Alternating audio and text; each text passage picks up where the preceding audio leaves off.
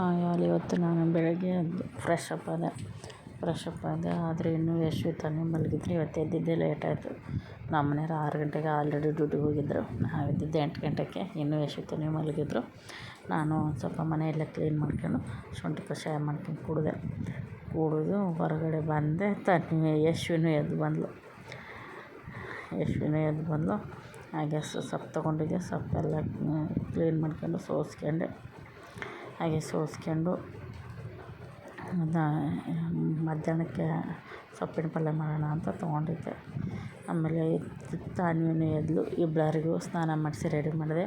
ನಿನ್ನೆ ರಾತ್ರಿ ವಾಕಿಂಗ್ ಮಾಡೋ ಹೊತ್ತಿನಾಗ ತಾನ್ವಿ ಬಿದ್ದು ಗಾಯ ಮಾಡ್ಕೊಂಡಿದ್ಲು. ಆಯಿಂಟ್ಮೆಂಟ್ ಹಚ್ಚಿ ಅವ್ರಿಗೂ ಕೂಡ ಟಿಫನ್ ಹಾಕ್ಕೊಟ್ಟು ನಾನು ಕೂಡ ಟಿಫನ್ ತಿಂದು ನಾನು ಸ್ನಾನ ಮಾಡ್ಕೊಂಡು ರೆಡಿಯಾಗಿ ಬಂದು ಹಾಗೆ ಪೂಜೆ ಎಲ್ಲ ಮುಗಿಸ್ಕೊಂಡು ಮಧ್ಯಾಹ್ನ ಅಡುಗೆ ಮಾಡಿದೆ. ನಮ್ಮ ಮನೆಯವ್ರು ಊಟಕ್ಕೆ ಬರ್ತಾರೆ ಅಂತ ಹೆಸರುಕಾಳು ಸಾಂಬಾರು ಮಿಕ್ಸ್ ಸೊಪ್ಪಿನ ಪಲ್ಯ ಮಾಡಿ ಊಟ ಎಲ್ಲ ಮಾಡಿದ್ವಿ. ಮತ್ತು ಸಾಯಂಕಾಲ ಎಕ್ಸಿಬಿಷನ್ ಬಂದಿತ್ತು ನಮ್ಮ ದಾವಣಗೆರೆಯಲ್ಲಿ. ಅದಕ್ಕೆ ಬಂದಿದ್ದು. ಎಕ್ಸಿಬಿಷನ್ ತುಂಬ ಚೆನ್ನಾಗಿದೆ. ಎಕ್ಸಿಬಿಷನ್ ಇನ್ನೂ ಒಳಗಡೆ ತುಂಬ ಚೆನ್ನಾಗಿತ್ತು. ಅದು ನಾನು ತಾನೇ ವೀಡಿಯೋ ಮಾಡ್ಕೊಳಕ್ಕೆ ಬಿಡಲಿಲ್ಲ.